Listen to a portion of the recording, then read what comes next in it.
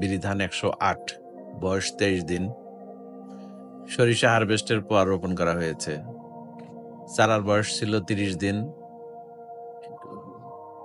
মাশাআল্লাহ 23 দিন বয়সে মাঠের পারফরমেন্স খুবই ভালো, কোনো রোগবালাই নাই এবং ঘাসও নাই জমিতে।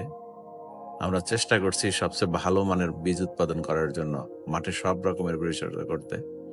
এই জমিতে আমরা কোনো ধরনের পিজিআর, ম্যাগনেসিয়াম, ব্রোন ব্যবহার করি নাই। আমরা ধান গবেষণার নির্ধারিত নির্দেশনা মোতাবেক ধান চাষ করে আসছি।